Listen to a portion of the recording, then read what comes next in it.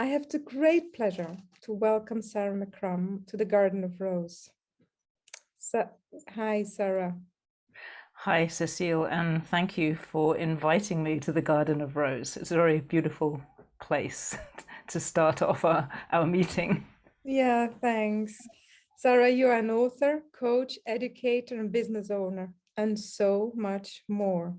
So I'm really happy that you're joining the Garden of Rose and wanting to contribute. We got to know each other because I registered to your offerings called Love 2 that you started a couple of months ago.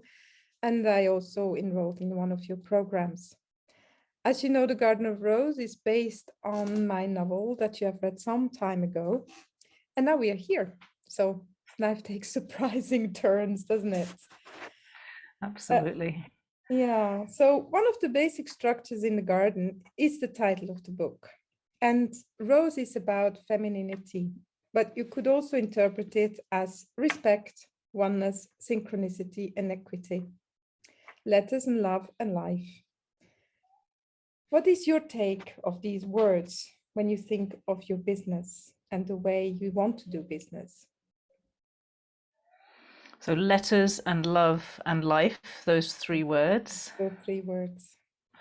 So for me, I'll take them in order. Letters for me means words, really. And I see words being hugely significant. I feel like words are the packaging of my communication. So it's like I'm constantly sharing. I'm a teacher, I'm a writer, but really I'm more of a teacher and an educator than anything. But I'm constantly sharing things with people, and I feel really strongly about the power of words to be able to be much more than the word, and to be able to kind of share an experience with somebody. So that's what I'm really interested in, is how do I share a direct experience with somebody through the words that I write or the words that I speak, so that rather than talking about things, we're experiencing things together.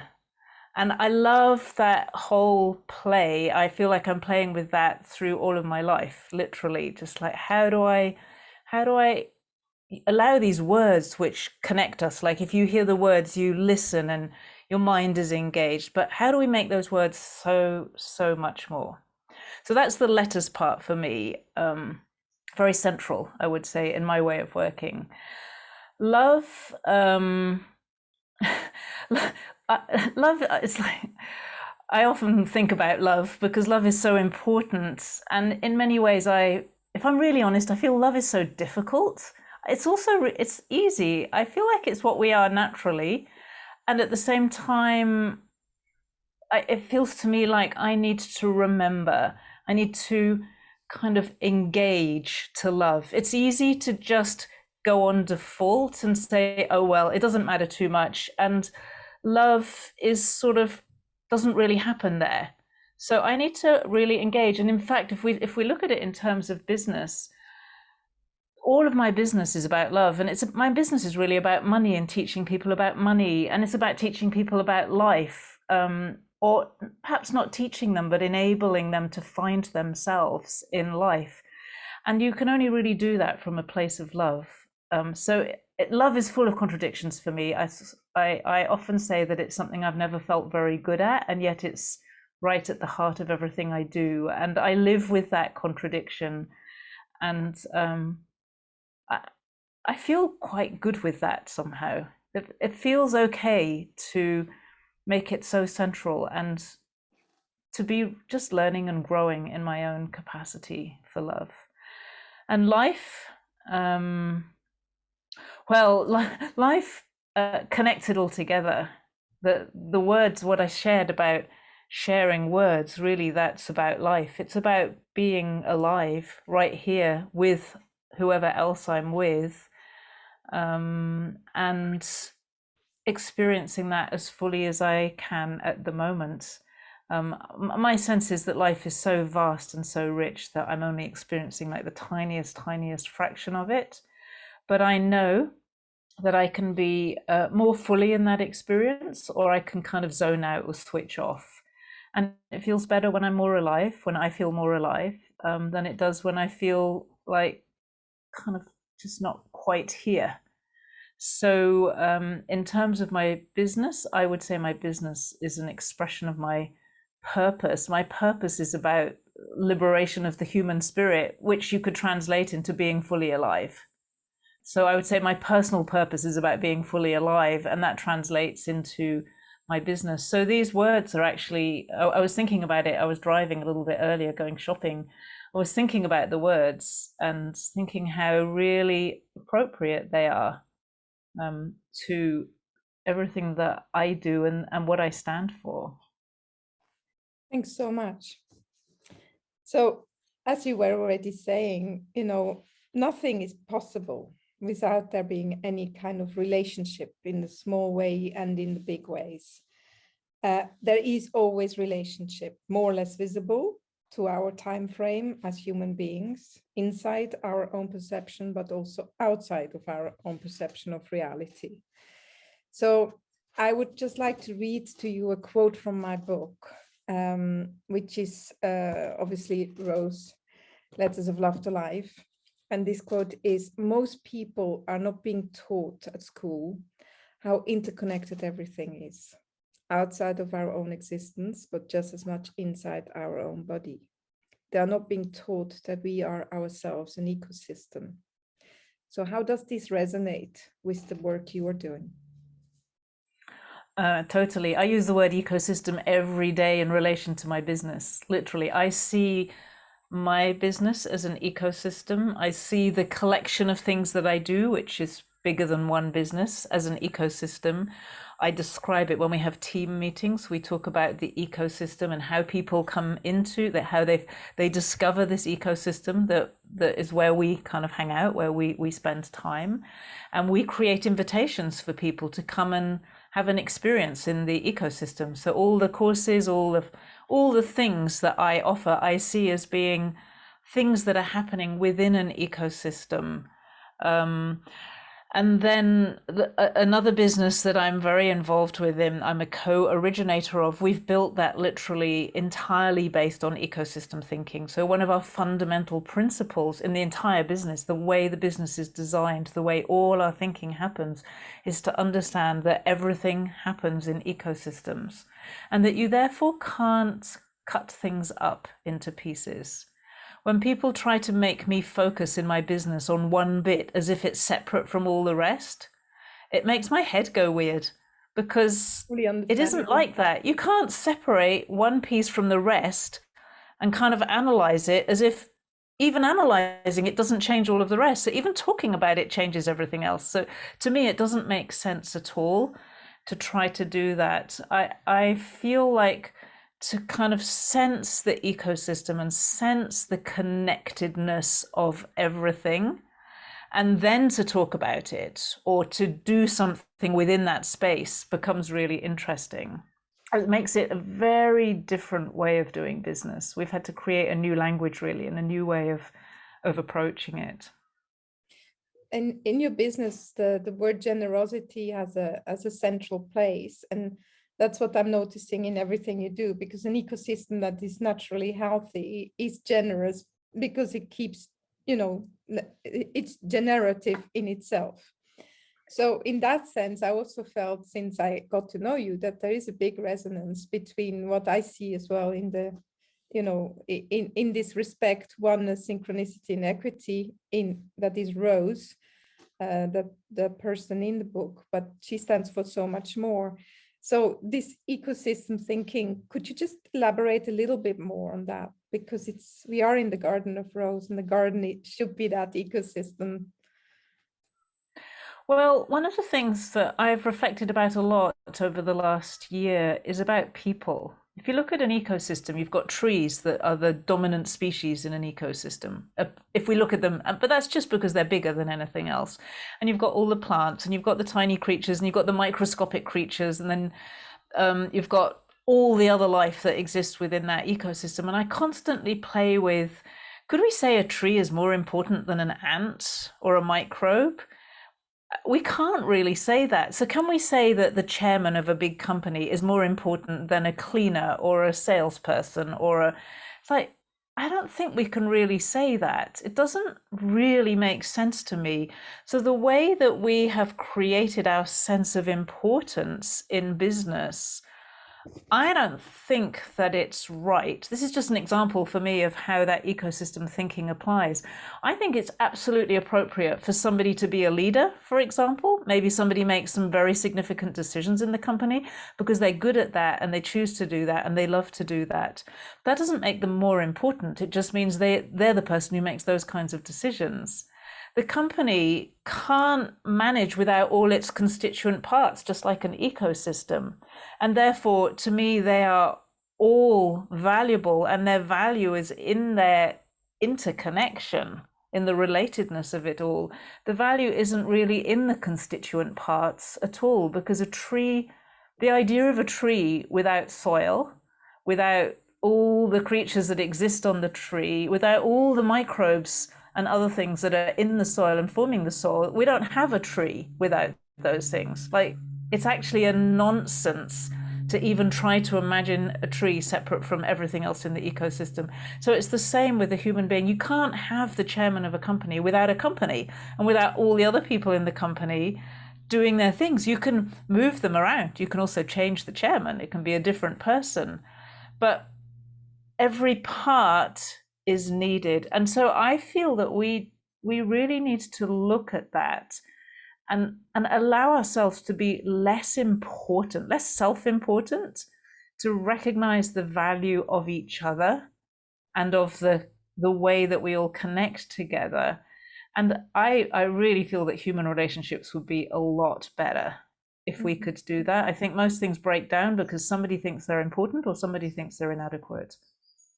So also in regards to how bigger organizations, be that government or be that in the corporate world, are organized in these hierarchical ways, you actually, yeah, what you're saying is it doesn't really make sense to you because there is that ecosystem where everybody is important and contributes. Absolutely.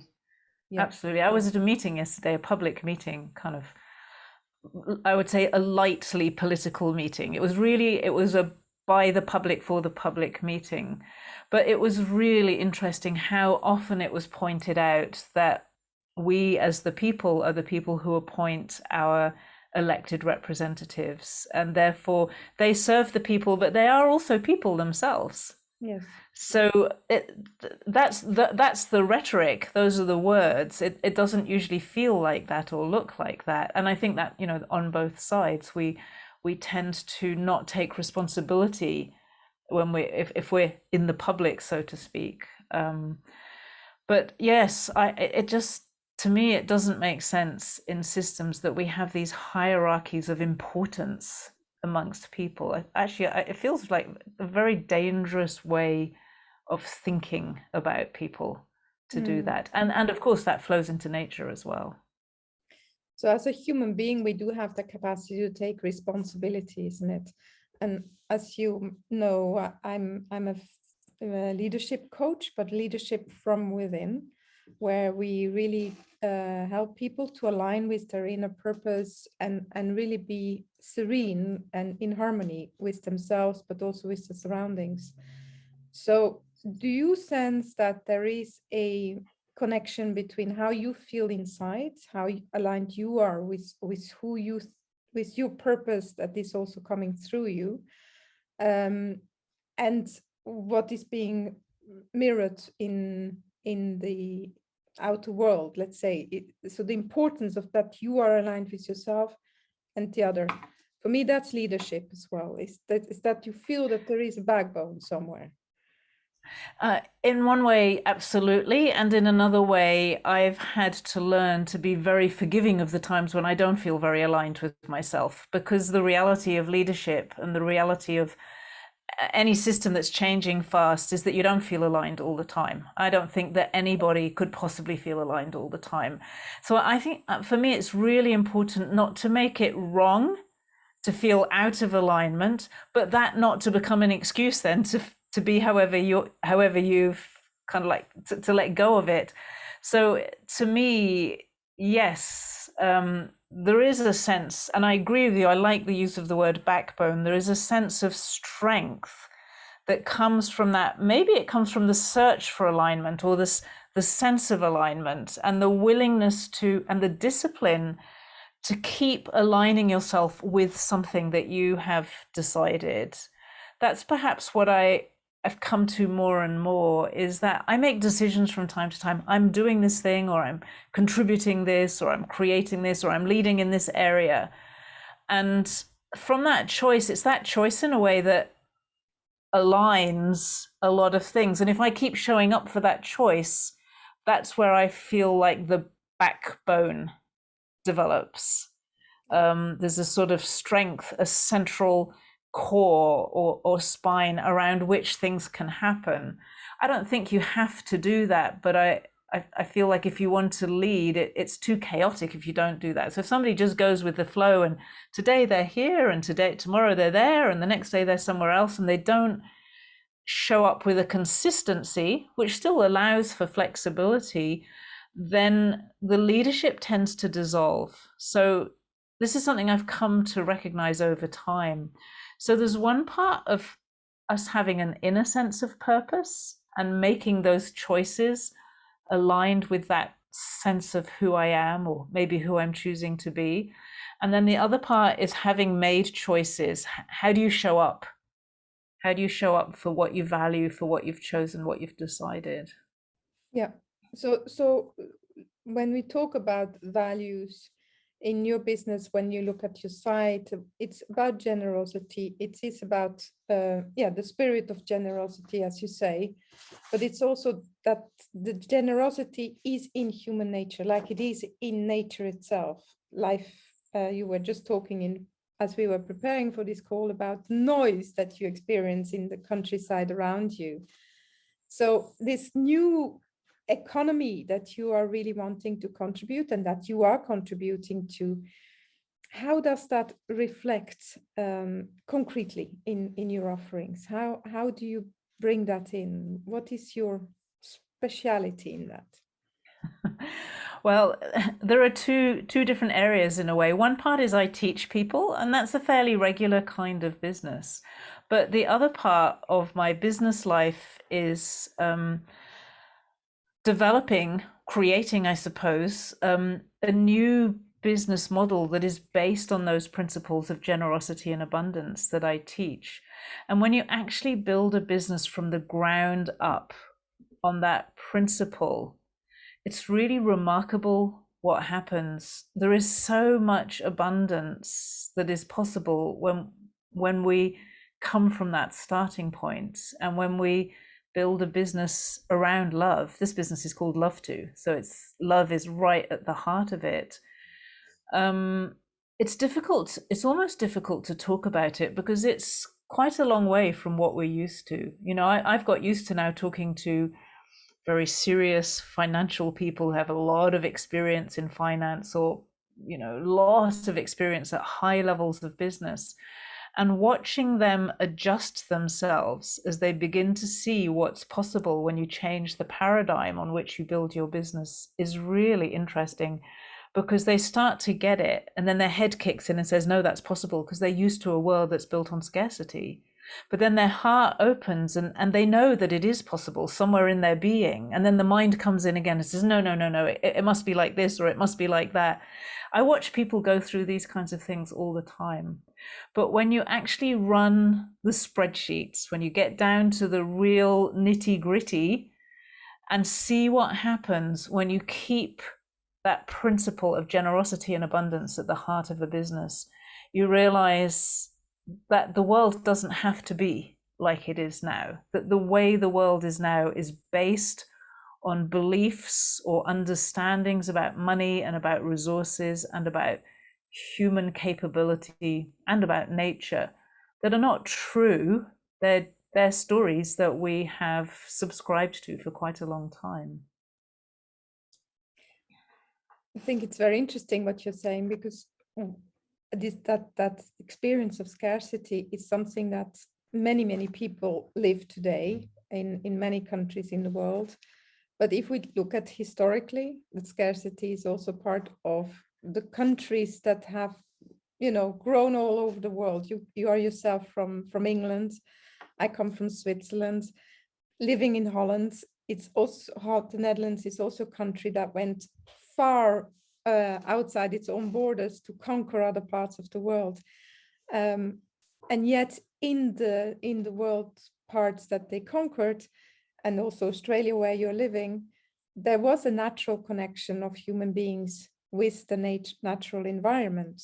So there seems to be some kind of connection between the money part and the way our head is connected to that, and the heart space. And if I look at it from a neurological point of view, it's really reopening that space from the head to the heart to come into a place where there is much more generosity, compassion, and abundance, really. Yes, it does. It seems to me that that's what's happening. I don't know. I think it's really hard for us to actually know what it was like before European settlers came to places. I think it's really easy to romanticize that. There's no question that there was very much a close connection with nature.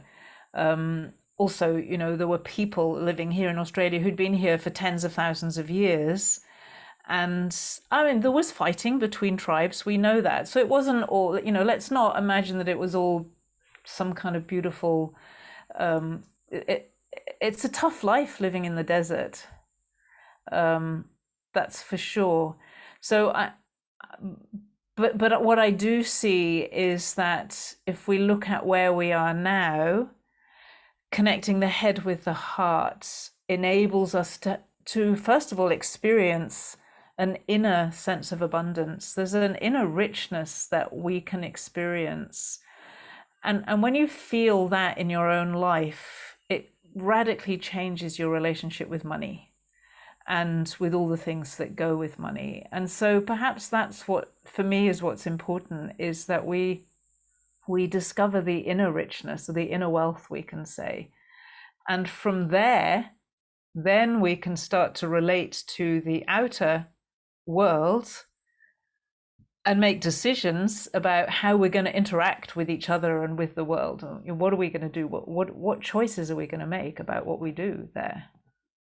Yeah, so that confirms actually what we've spoke earlier on about the alignment, isn't it? It's about if you can change it inside yourself, and if you can heal your relationship within, between this cluster of brains and the heart brain as well, then much more is happening and possible than when we just get stuck in the old stories that we've been taught for many years. And you're perfectly right when you're saying that, let's not romanticize the world before all the historical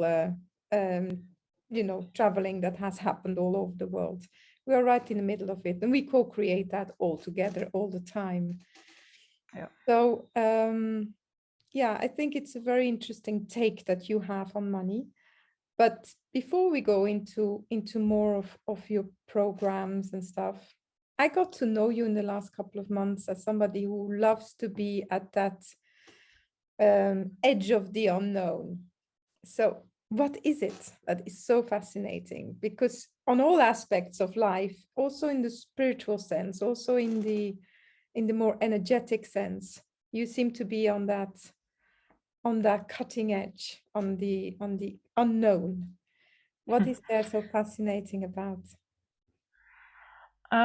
That's where I feel alive. That's where I feel that I'm really living. It's this strange place. It's almost like a space that isn't a space between the future and the past, you could say. So there's all this knowledge that I have, experience, I'm very good at some things, not very good at some things, and that all comes. But I notice that when I rely on what I know and what I'm good at, it's like the edge, the color begins to go out of my life. I don't really notice it at first, but after a little while, something feels it's like faded, I would think would be the best. Faded or jaded, one of those words would be the best word to use. If I kind of spin out into sort of fluffy land, like some imaginary paradise, it can feel really beautiful at first. I'm capable of doing that. But after a little while, I just feel like there's something unreal and unsatisfying about it. And through my training, I spent a lot of time training with Chinese masters, and I had one teacher who was really good at kind of taking us out there. But I personally wasn't capable of really creating things, of really fulfilling or achieving very much in that space. And I think that I went on a search to find, it was really like finding myself. Where do I feel alive? Where does everything just kind of vibrate with life? And it's when what I describe as being on the edge of the unknown, or sometimes I describe as being on the leading edge of my own life. That's where I feel it. And that's not an out there place, that's an in here place. That's a right now. I can only be on the edge of the unknown right now. So it doesn't take me out of myself, it brings me into myself. And yeah, the words that come to me are words like wilderness, the pristine nature of wilderness. I feel that's the pristine nature of our inner wilderness happens there in that space. That's where I feel more me, whatever that means. I don't really know what it means. It's just a feeling, it's a sense. I feel more me than anywhere else. And it's where I don't have anything to hold on to. I don't have all the identities that we normally think of as me. But there's a freedom or a liberation being in that space. It's kind of wildly creative, beautifully, wildly creative. I like it. Yeah, you shine when you speak like that, Sarah. It's beautiful to see. And it feels like when you say that like that and you describe it, that it's really, you seem to be coming into a flow, but there's a huge amount of trust as well, that that whatever person you're reflecting to the other outside world, or people reflect upon you because of what they know of you, seems to disappear, and there seems to be a totally new energy there. So you feel it inside yourself, it's that wildness of yourself, and at the same time you radiate it outwards. Isn't that beautiful? Yes. So it's just inside and outside at the same time. At the same time, and it enables other people to experience their inner wilderness or their inner beauty at the same time. That's what I noticed. And I discovered something gradually. I think it's the place that most of us are often terrified of going to, first of all, because you have to let go of all the things you've used to be using for control.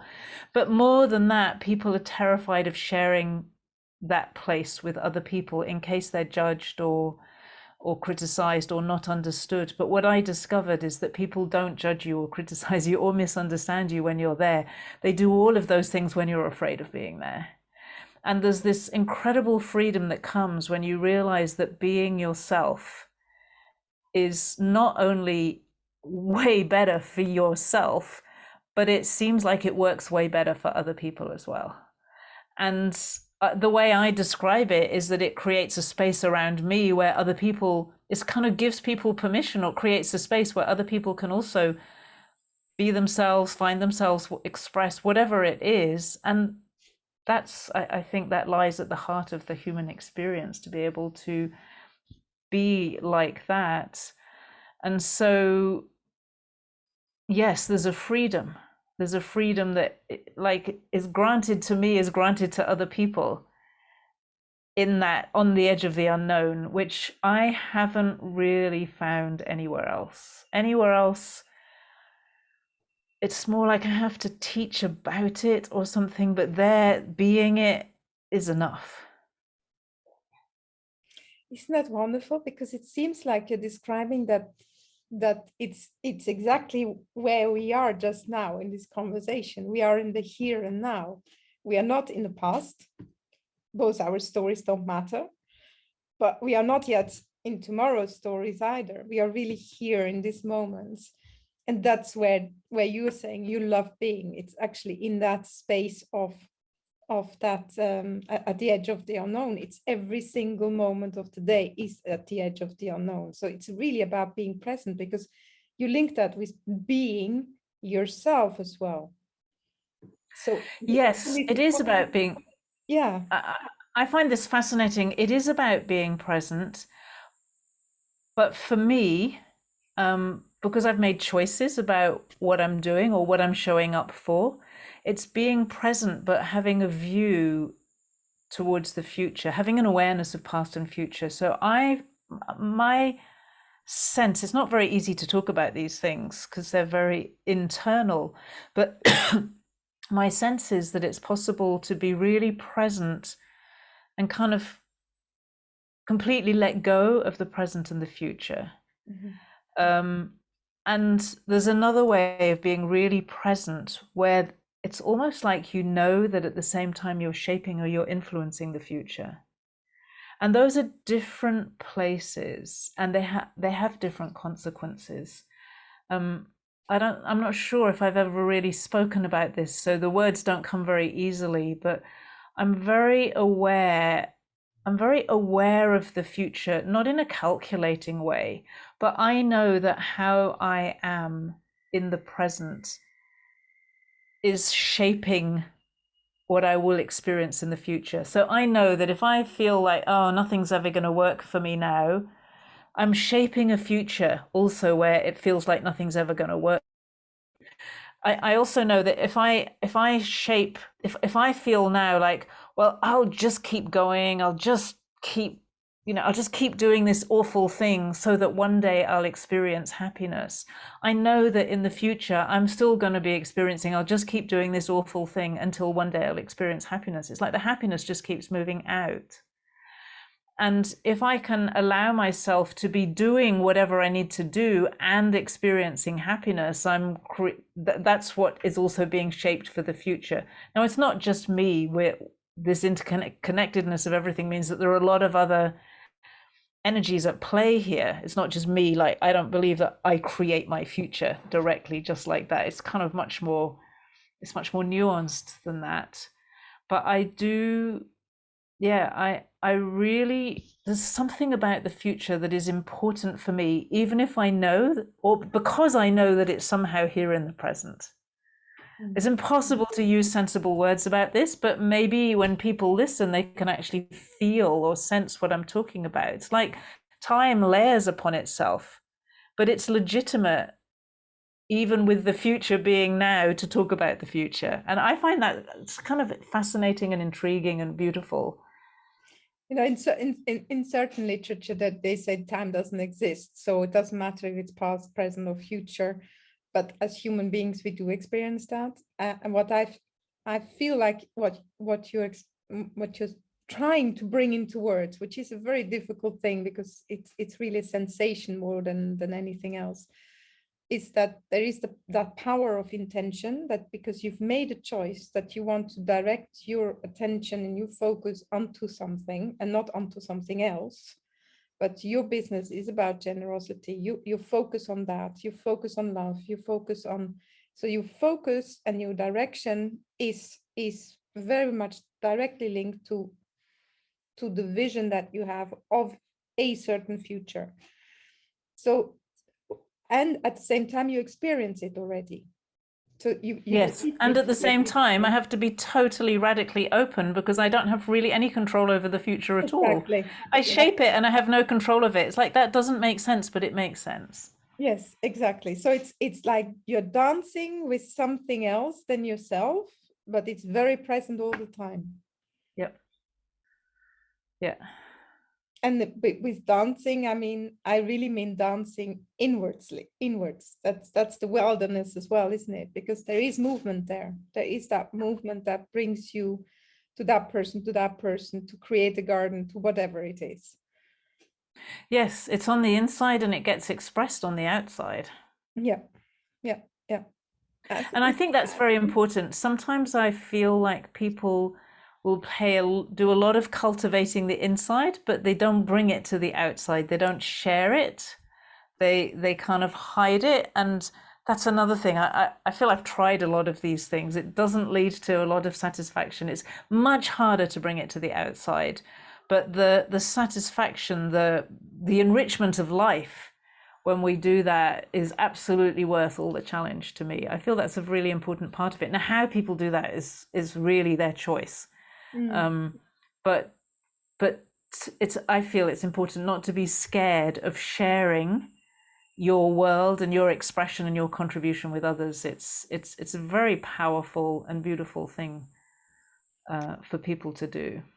That brings me to another subject that I think is an important one to mention in this context as well. That's fear of showing up is something that is very present in many people's life. But as you know, I'm working a lot with female leaders, and I'm noticing that it's very present specifically for women as well, to really show themselves in all their glory, because they've been so challenged really over the centuries about showing up, about being present, because there have been, batterings in all ways when they did. So how do you feel about that, about the feminine part of your presence here? Yes, it wasn't something I thought about much when I was younger. I felt pretty kind of free. I've become much more aware of it more recently, which has been interesting for me. I think some of that's to do with being in Australia, the culture here. In a way, I can say that I face that fear every single day. Actually, people probably wouldn't think that of me because I'm very confident in many ways, but really and truly, showing up, there are so many details to showing up. It's so easy to just say, oh, whatever, it doesn't matter. That little thing doesn't matter. And I notice that when I do that, there's something, it's like I lose something that perhaps it did matter. And it didn't have to be a big deal, but showing up becomes perhaps becomes more and more of it. The more you do it, the more you need to do it. It's not something where it's difficult at the beginning and then you get really used to it. I don't see it like that. I see it almost the opposite way around. You start, it feels difficult to get started. You start and it's like, okay, here I am, I'm showing up. You have no idea what showing up will be like later. And so, yes, to me, that is one of those fears that is, it's like, it's the flip side. There's showing up and there's just, oh, I won't bother. It's like just a tiny little moment where you just let it go, leave it, or something. So I think what you're talking about is really powerful. And I feel that it's very important because I feel like generally as a society, we have learnt not to show up. I think the masculine men have a different way of not showing up. They equally don't show up, but it's in a different way. So it feels very hard as a woman at times, especially, I would say, especially in business. However much business I've done so far and however many women there are in business, it's really easy to perceive it as a masculine dominated world. And the language of business, the standard language of business, is extremely masculine. People are talking about capturing leads and capturing data. There's all this kind of capturing things and controlling things and very linear goals. And I find that very difficult to work with. And at first I just felt like, oh my goodness, there's something wrong with me. And then I felt like, well, I don't think there's something wrong with me, but I felt like it was very difficult to share that I needed things to be different. I couldn't relate. When people talk that language, it feels so disrespectful to me of people. I can't believe that people would allow themselves. And then they say, oh, you know what I mean, Sarah. It's like, yes, I do know what you mean, but do you know what you mean? When you use this kind of language that is about capturing people into your funnel to squeeze them down into the place where you can squeeze some money out of them so that you can put to rest your fear of not having enough money and go and find somebody else to capture. Do you have any idea? You can say, oh, you know what I mean, but really, do you know what you mean when you do that? And so I feel that the challenge of showing up is about having a new language, which is a new energy. It's not just, we can't just change the words. We actually have to change the way that we feel about doing business and about the people we do business with. That's the piece that I probably love the most about my business. I do feel a lot of that. I do feel a lot of connection with people. I feel a lot of love for people and from people as well. I feel that's very shared. I feel a lot of the time I really have paid attention to the way I communicate, which is where we started, with people, and designing things so that it's an invitation. It's that the whole thing is an invitation and there's a freedom in it. I'm sure that I can get better at it, but I do feel I really enjoy that part of doing business. It feels very creative to me, and it feels very important. I don't want to see business continue in this old way. So what I understand of what you're saying is so much linked to the message of Rose as well. It's to bring that feminine narrative into business and bringing the understanding of that ecosystem, that it's a feminine space, because if that space is not being nurtured, if that gardening, the soil in which the seeds are planted is not being nurtured, then where that all that connection can happen for a tree to grow or for a plant to grow or whatever, then it's not sustainable in the long run. And that's what we are observing at the moment. So the rough language that you were just using, that I know so well from business as well, it's painful to many people, not just women, but also just a certain type of person that is more sensitive. You know, highly sensitive people, men and women, suffer from that kind of, I would nearly say, war language that is sometimes used in business as well. It's like we conquer this and we conquer that. Yeah. Yes, and people talk about being bulletproof. There are books about making your business bulletproof, and it is absolutely war language, which is extraordinary if you think about it, because business is a way of cooperating with people. Yes. To make life better for part of the population. It's extraordinary that we think of it the way that we do. Yeah, so it's about changing the narrative, the power of words, isn't it? Letters, love, and life. Well, and it's what's behind the words or inside the words. So the love and the life needs to be inside the words, and then the narrative has power. If you change the words without changing that love for life, you don't really, I don't think you change anything. So for me, that's the growing edge. That is the leading edge, if you like, or the edge of the unknown, is loving life genuinely, not pretending, and sharing that through business, sharing it. And like, I don't go around in a fluffy cloud of love for my life all the time. Sometimes it's not really very nice. But it's kind of like, that's okay. That's part of it. It feels really different from how it used to, which is nice. I think before I really rejected the bits that didn't seem to work well. I really rejected. I'm much softer now. I feel much kinder towards myself. Like, it's fine to have days that don't feel really good. There's nothing wrong with that. And when there's nothing wrong with it, it doesn't hurt very much. So that there is certain sort of acceptance that life has ups and downs, and that you can't be on top notch all the time. Yeah, absolutely. And I have without question learnt that whenever it doesn't feel good, there is always incredible, if I can stay present, or I can accept it, or there are many different ways of describing that, there is no question in my mind that a lot of goodness comes out of those difficult times. So I guess that in a way, I recognize that hard times are good times. So you have written a book, Sarah, that is called Love Money, Money Loves You, and you've created a program as well, Thank You Money, which is very surprising. I mean, when I registered, I was like, okay, I'm going to learn everything that has to do with money, but in a feminine way, which I thought was really attractive. But what I found was actually quite a structured journey of reflection, practice, meditation, and healing. And a lot of healing happening, a lot of.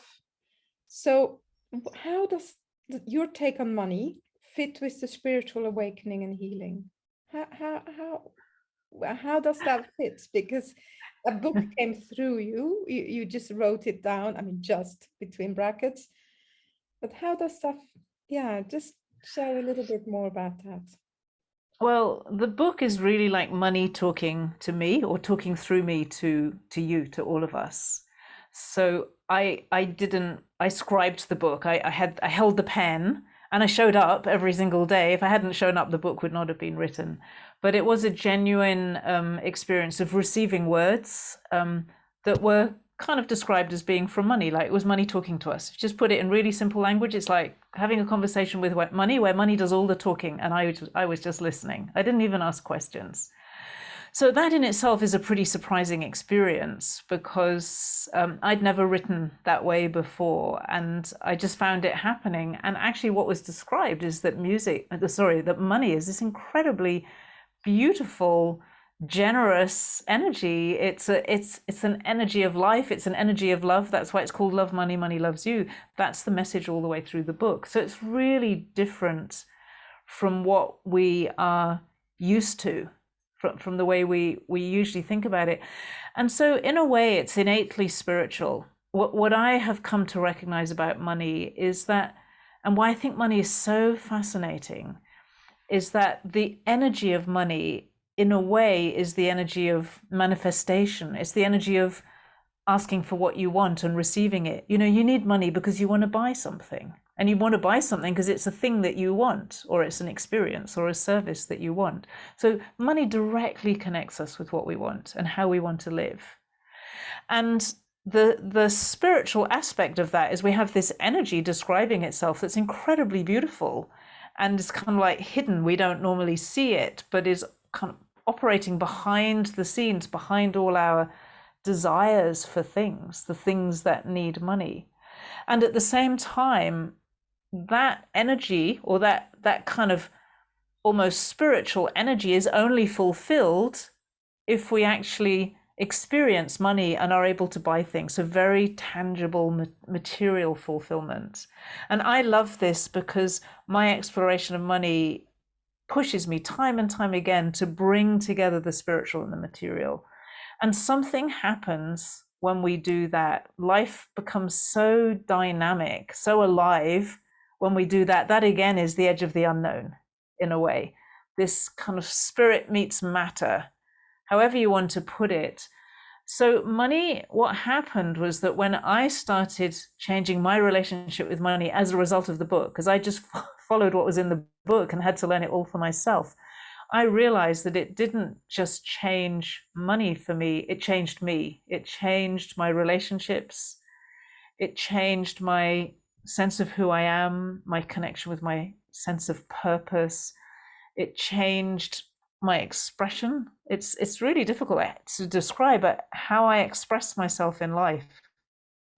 In learning to shift my relationship about money, I pretty much had to learn about my relationship with everything. So you've been talking about relationship. To me, that's exactly it. And when you change your relationship with yourself, with money, with life, and of course with the people around you, the people you work with especially, actually your life starts to feel way kinder. So what happened was that I could never just stay on the topic of money. And so people come and ask me questions, as you've experienced, Cécile, about health and about their relationships and about their kids and about all the things that are going on in the world. And you think, what on earth has this got to do with a program about money? Luckily, it's a 1-year program that kind of lasts beyond a year, because actually you can never make money just about money. Money touches everything. It touches your family life. It touches your purpose, your impact in the world. It touches how you relate with yourself, who you understand yourself to be, your sense of self-worth and deserving and all of those things. And it touches your ability to relate with people, because money always comes through somebody else. We never receive money without another human party being involved. So we must be able to relate with people. Exactly. So all And the manage relationships over time. So It's it's very really about interesting. it is really about that ecosystem, isn't it? It's Yes. about that relational space where that you were describing all along this conversation, and how we Yeah. shape these relations, and not about hierarchy whatsoever, but it's about that relationship within ourselves, and then Yes. how we connect to others. I mean, some people say, you know, the energy of money and is very much connected to chakra 2, which is very basic energy, but I'm not sure if it's just there. I think it's everywhere in relationship to how we see each other, and how I see ourselves first of all. Yeah. I don't really buy the whole chakra. I think that the whole chakra theory is very old. There's something in it, but you know, when we're talking about money, we're talking about something that goes way beyond that to me. Yeah, Well, perhaps what's valuable in that is that there is a kind of enjoyment that sits in that, let's say, that lower belly area where the second chakra is. If we're not able to experience that kind of simple life enjoyment, our relationship with money will definitely be poorer for it. So in the book, Money talks a lot about enjoyment, and that money is about enjoyment, love, relaxation, enjoyment, and love are the three keys, I would say, to a good relationship with money. So that piece of enjoyment is a very much a second chakra feeling, but love is obviously a heart experience in many ways. I think that there is a masculine aspect to it as well, which is very important. If it's all nurturing and there are no seeds in there, there's nothing to nurture. It's like, forget it. We've got to have both playing together. There's a mental aspect of it as well. So there's probably a sixth chakra. Like, you could bring them all in if you wanted to tell that kind of story, but my feeling is we probably can be telling richer stories these days. So there is an evolution going on, isn't it? The way we understand it as well, and you understand that energy as well, and you Yes. structured that beautifully. So just to finish this conversation, Sarah, that it's a very rich exchange. Is there any daily practice that you could suggest to this audience that could change their lives in relation to money, in relation to love, in relation to whatever? Well, the daily practice that I have is so simple that it's perhaps hard to describe it in words. I talk all the time, and you will know this, Cécile, about relaxation, about relaxing. I once heard somebody speak who was a very high kind of spiritual, recognized spiritual authority, probably Buddhist, or probably, I can't remember the details now. And he'd kind of fallen from grace. He'd got into trouble, and his wife had left him, and he'd lost all his money, and had a very kind of material fall from grace. And it threw a lot of his practices in the air. It's like, wow, if I'm such a high level of spiritual teacher and all of this can happen to me, you can imagine the kind of turmoil that would leave you in. And what he came to, it was so beautiful the way he described this. He said, what I discovered is that there's a relaxation, sort of like a relaxation into life. That's how I see it, just relaxing into life, that sits beneath everything, and that always has value. And it lies inside things like meditation and many of the things we do. But for me, what I love more than anything is that pure, simple relaxation. It's not physical, it's like relaxation of the being. It includes the physical, it includes the mental, it includes relaxing our soul and our heart, our energy. You can relax just about anything. This something that takes us into the heart of our own nature as we discover how to relax. So that is my daily practice, and I teach that to everybody I possibly can. I recommend it. I think it's really easily misunderstood. People say, oh yeah, I know how to relax. Well, do you really?